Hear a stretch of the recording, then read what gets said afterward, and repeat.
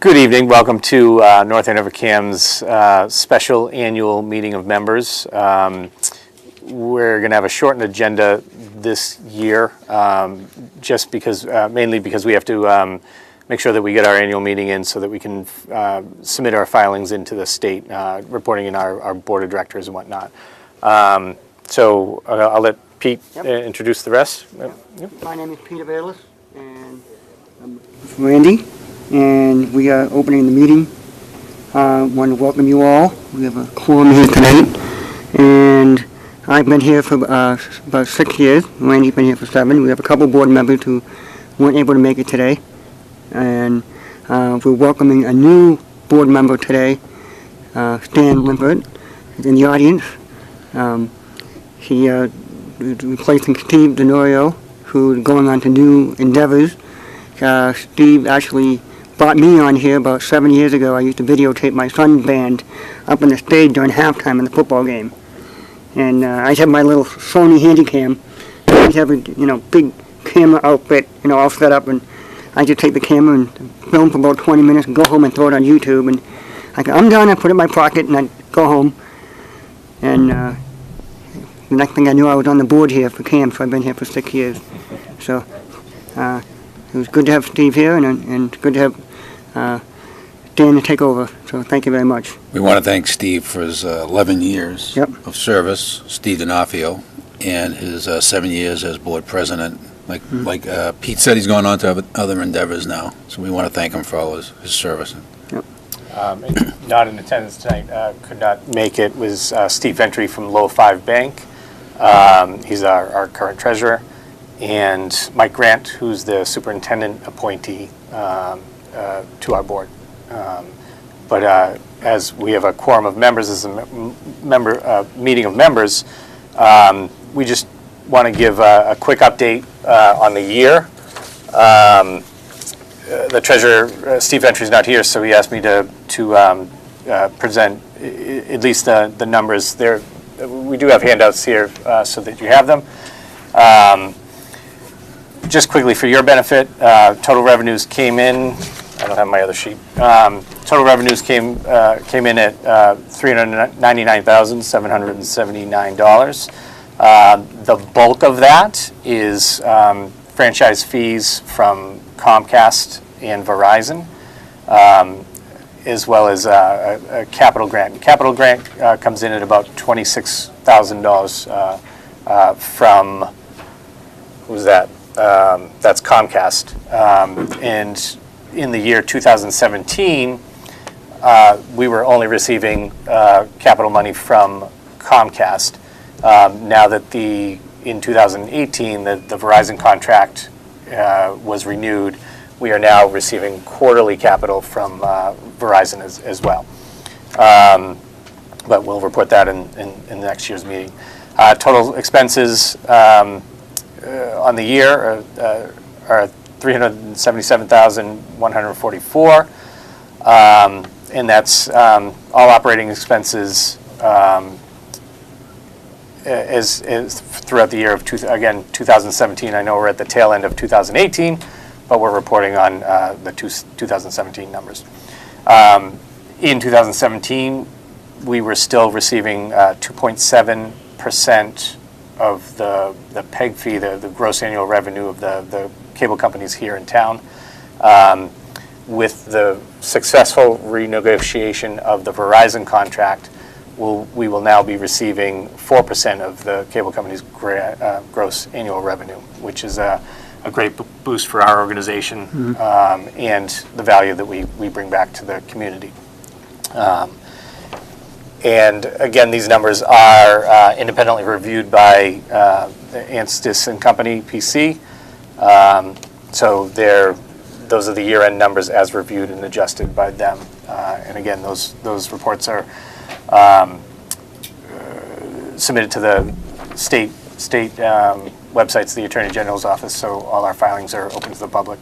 And going forward now with the new Verizon contract, we're going to be posting our numbers on the town's, making them available on the town's informational website. So we're excited for these these new funds as they come in. A lot of exciting things on the horizon. Wrapping into the Treasurer's report a little bit is, I'm sure you've seen a little bit of the mailings that have gone out. We have the FCC. There's a lot of changing landscape in front of us here. So legislation has been, or some proposed changes to legislation has been put forward for some rule changes, and that's before the FCC as we speak. There was kind of a process. By November 15th, we had the industry had the chance to submit comments to the FCC on a response to these rule changes. And in a nutshell,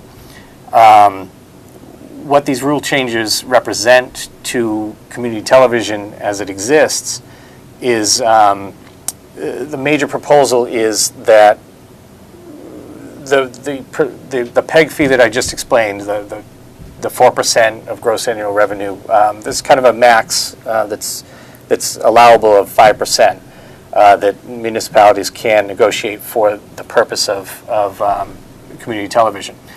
So these rule changes are presented in some of these changes that could take effect are that any in-kind interactions or donations to the municipality from any of the cable companies, they're kind of lobbying to have those in-kind donations included in that 5%. So, for example, the town might have senior citizen discounts for their bills. So whatever that discount is, whatever the delta is to that discount, that will be applied to the percentage of revenue that the cable companies get. Some bigger ticket items that we're really not sure about the value yet is the revenue we receive, we use to generate this station, these facilities, these services that we give back to the community. So that's all the equipment, all the human resources, and we produce content that then goes out on the channels. We have 3 channels in town: the public channel, the education channel, and the government channel. Well, other stations pay for those channels. ESPN, Channel 5, CNBC, they all have to pay a fee for that. So that's an in-kind donation here to the town. So one of the biggest things that could really affect funding is how much does it cost to rent those channels for the year. It could be $150,000. It could be $50,000. We're not really sure because there's a market value to that.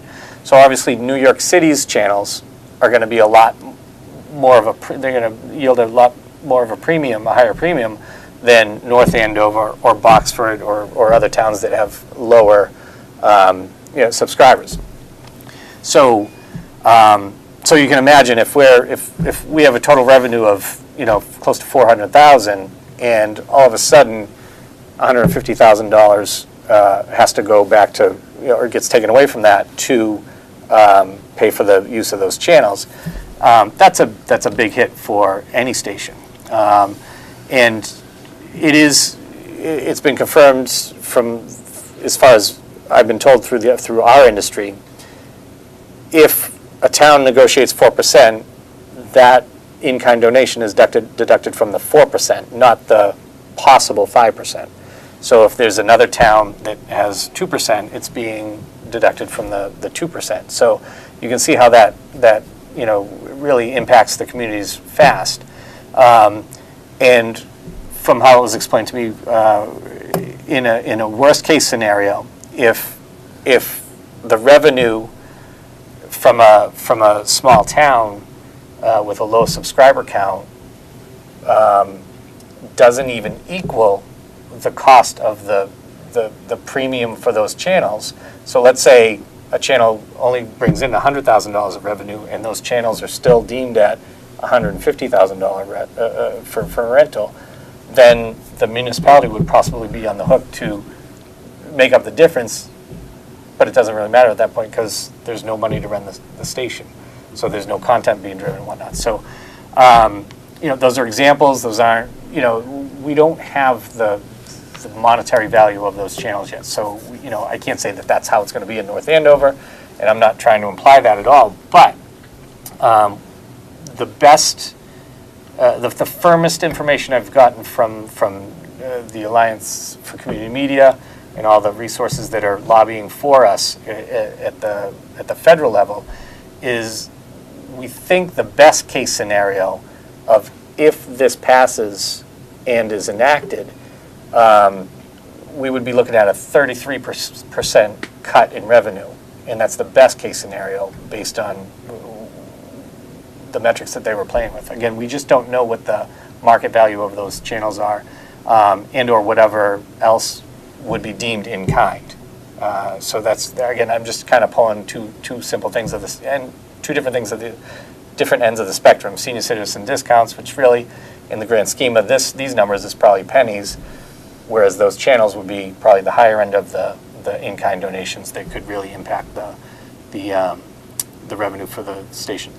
And this is nationwide. So this is at the FCC level. The rule changes are there. In the grand scheme of things, Massachusetts is very heavy in public access and community television. Almost every municipality has a community television channel. The rest of the country is not like that. California was heavy, but that slowly got disbanded with some rule changes there. I believe Midwest states still have a pretty good showing, but a lot of the states, they have a capital station because state level funding was negotiated by some of the companies with, I'm assuming, the intent that the money would filter out to the municipalities, but it really doesn't happen. It just kind of stays in a real big station at the capital, and then it doesn't get that much more penetration from there.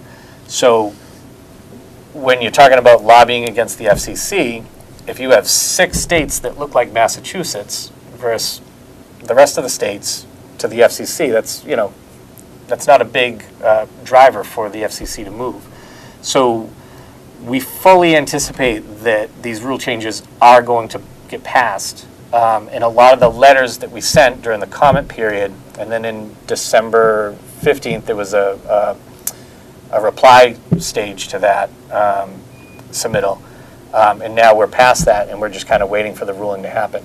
So we do anticipate that the rule changes are going to happen, but the letters were laying the groundwork for the legal case to challenge them.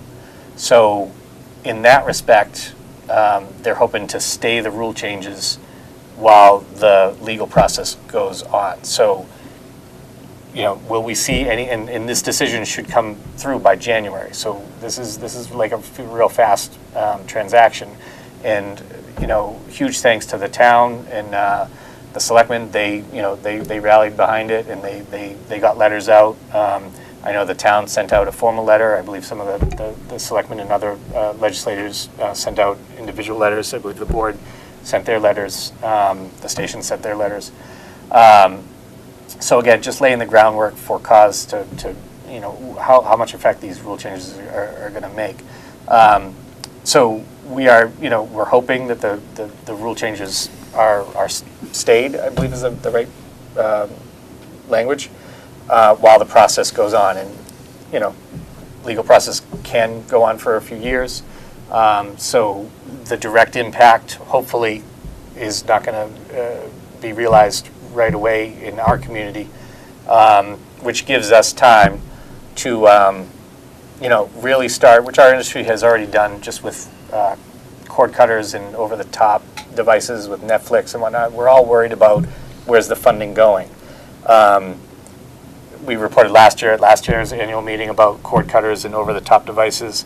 The industry was scared we'd see revenue cut, but year after year, the cable companies are still increasing revenue. We're seeing 4%, 6%. John, I don't know, Reading, North Reading, are you still seeing increases in North Reading? Got 5, 4 after 5. Right. So we're seeing revenue increase each year. We haven't seen the real effect of cord cutters yet. And in a community like North Andover, There are tech-savvy people, but there's a higher age population too that is probably not going to abandon their traditional services. So from the cord cutting side, we're not as worried, but it does drive us to diversify funding. We've had the luxury for many years now for 10-year contracts. This is a prime example. Verizon wouldn't go past a 5-year contract, which is a huge deal. Technology is changing fast, and from that perspective, we just have to make sure that, in case legislation changes, we're already seeing that right now with these rule changes. North Andover CAM wants to stay effective in the community, so we are going to do whatever it takes to be a viable operation to continue to do what we do at the town level with the municipal meetings, with the schools, and whether it's equipment or covering events in sports, and the community channel and having full open access to the community. We want to keep all those services in play, but it does mean we'll probably start to have some paid services that might be available to businesses or individuals or whatnot. So we are working on those propositions, and we look forward to those in our new space. So we're just kind of going from line item to line item here. That's enough. So that's the treasurer's update blended into coming in toward to the building. Any questions on the treasurer's update at this point? Just simply, Microphone? do I need it?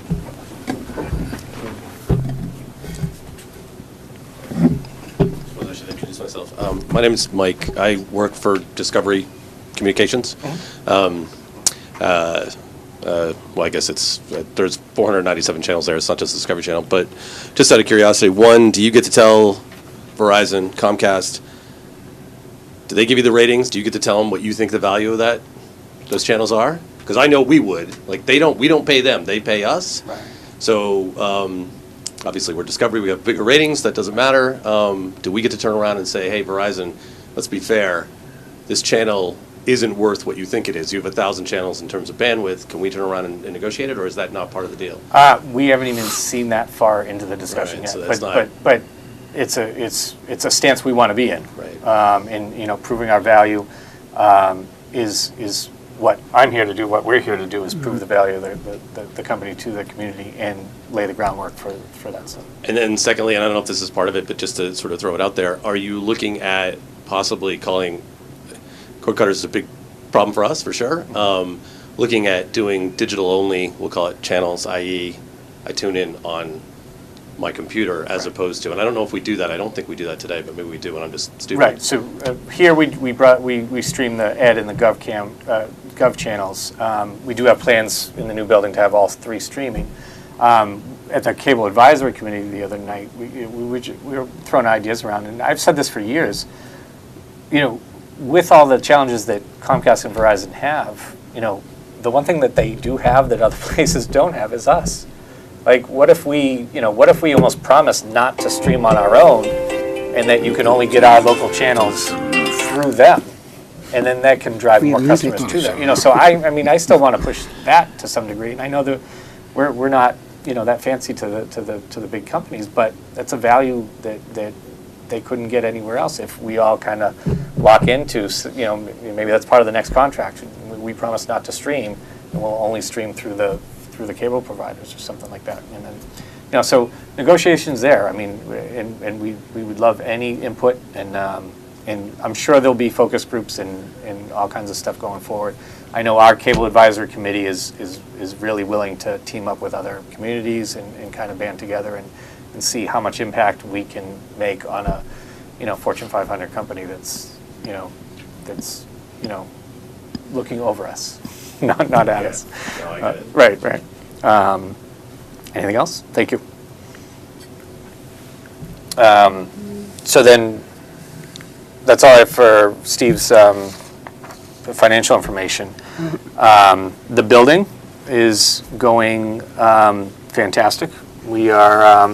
I was in there the other day. Paint's going up on the walls. It's bright, and we get tons of sun all day long, which is nice. The studio's in the back, so it gets no sun, which is perfect. But the walls are up.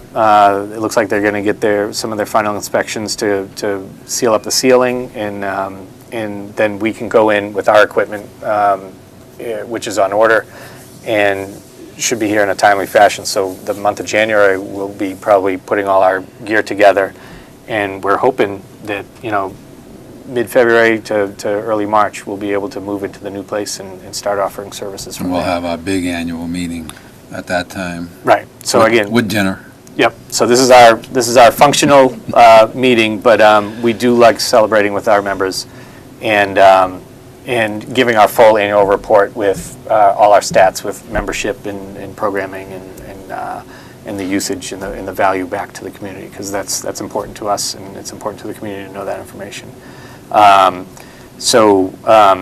We do have hopes. We have a whole kitchen there for a kitchen set, so we'll hopefully have a lot more cooking shows. I know Joyce, the town clerk, has always said, we'd love a cooking show where the town manager comes in and cooks his favorite dish, and the superintendent does it. So we're well on track for getting a lot of fun shows on board, and getting the local businesses in. Being downtown, I know, talking with the economic development director, that was one of the glowing ideas of us being downtown is hopefully getting a lot more businesses interacting with the station, getting more exposure and whatnot. We also, the building's moving forward really well. Hope you guys all can make the next meeting. But Tom Zarico, a lot of people, you know him, he's working hand in hand with the board because he has such experience with the building industry. So he's moving it forward for us with Brian's input and other people's input. So it's moving right along, which is really good. I think that date that Brian gave you was pretty solid. Good. Yeah. And we want to thank Tom for all his... Absolutely. Yeah, he's been invaluable. integral. Yeah, absolutely. Yeah. Speaking the language of contractors, and not all of us do that, so that's great. Other things with the building, so we're, again, just to recap, so we have about 1,400 square feet here. The new facility is close to 4,200 square feet, so we're going to have a lot more program space and be able to offer a ton more services.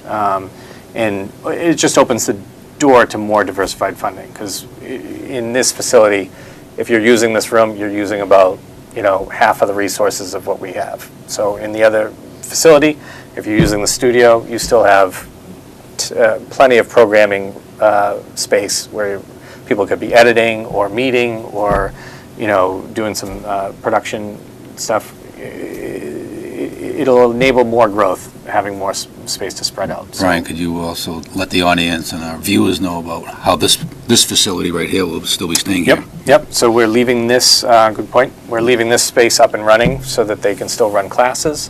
We're bringing in we're taking these cameras with us. We're bringing in brand new cameras and leaving it behind for, Paul Mayette's been doing a great job instructing the classes here.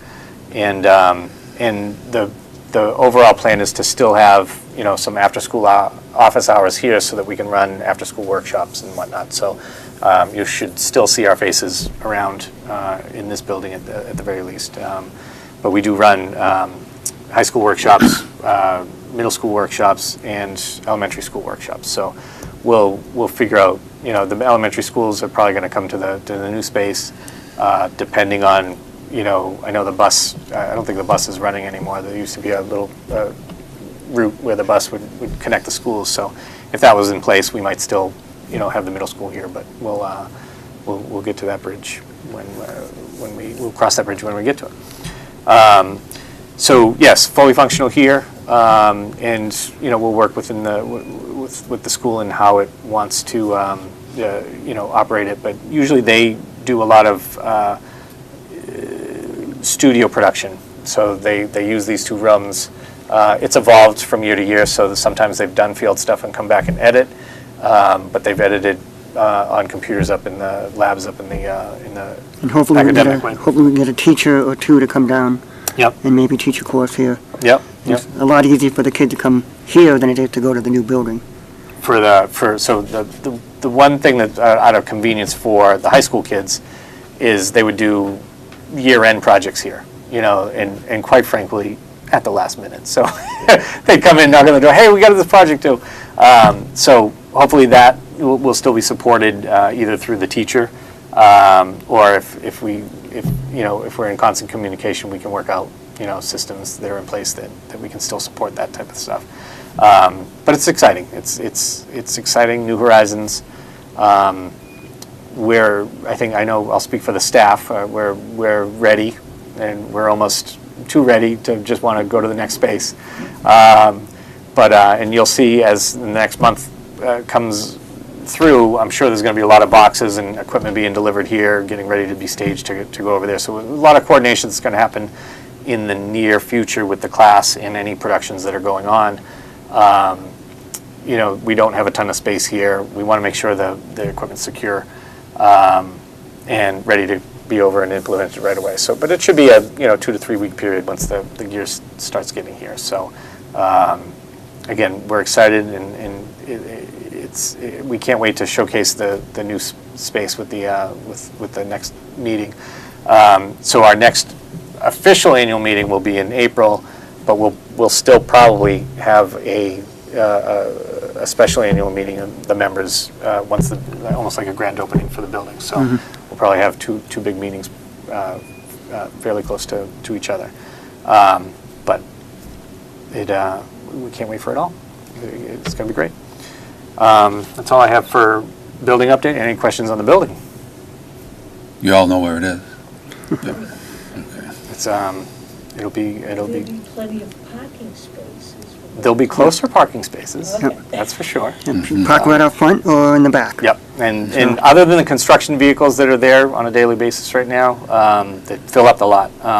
I've been over there during the days, and there's plenty of parking in that spot, behind the building.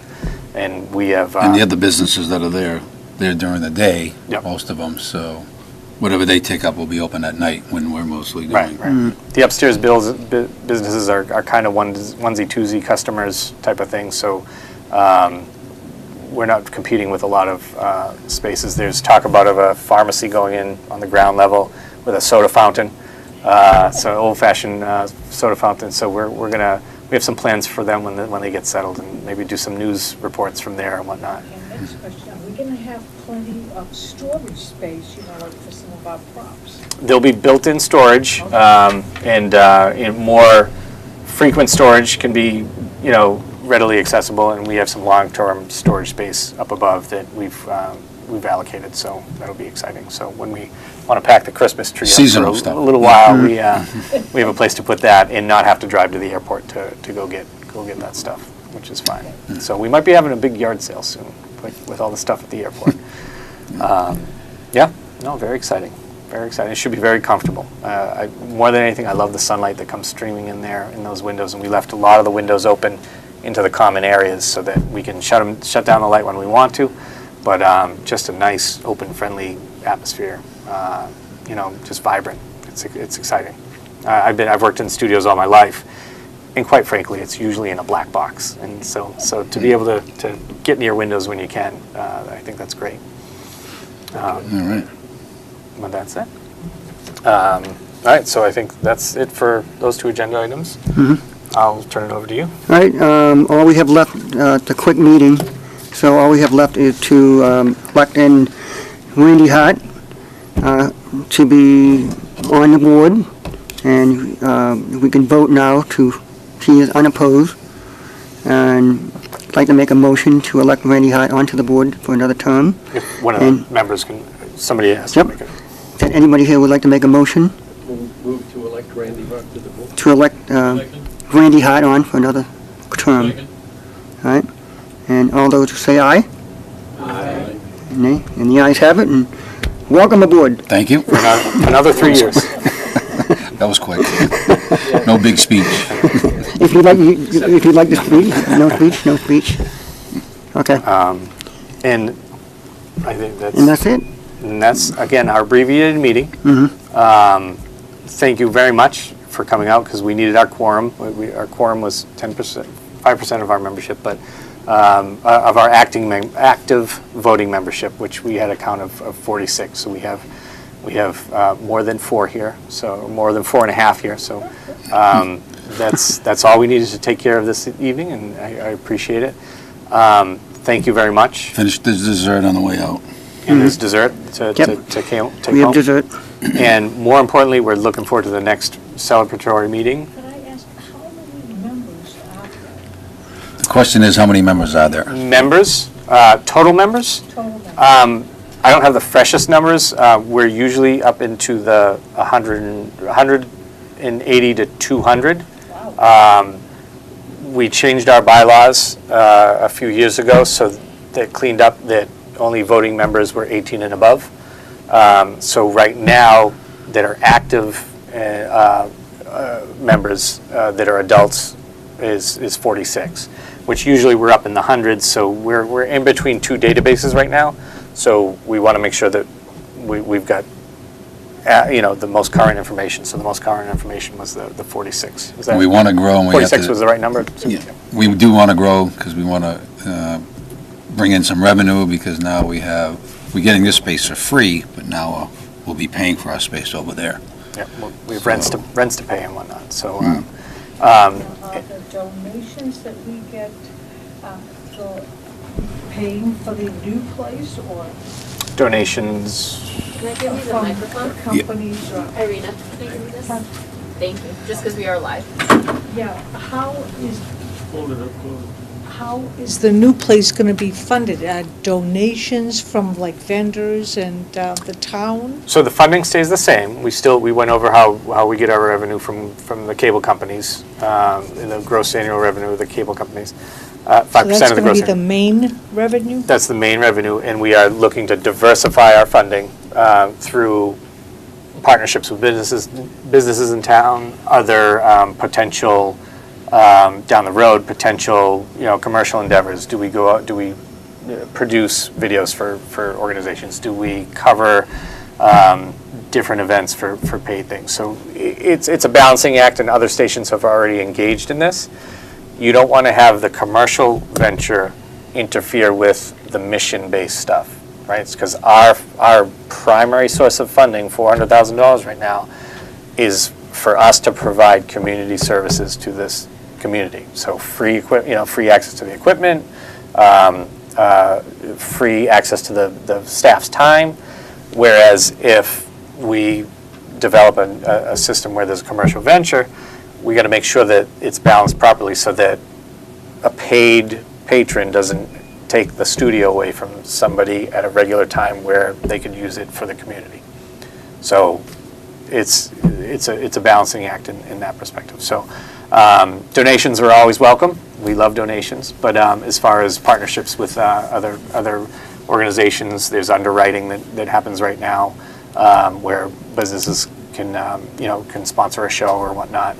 A lot of pizza places get that benefit right now. They supply us with pizza for some of our events and get a lot of recognition for it. So, but we do love those partnerships. But so it's right now the funding is in place. But at the beginning of the meeting we went over how it's in jeopardy or in jeopardy of changing. So we want to be proactive and prepared for it.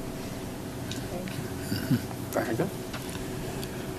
If that's it, we need a motion to adjourn. Move to adjourn. Second. All those say aye? All those who don't? So be it. So be it. And we We're look forward adjourned. to seeing everybody in the new building. Yep. We'll see you next year. Thank you very much.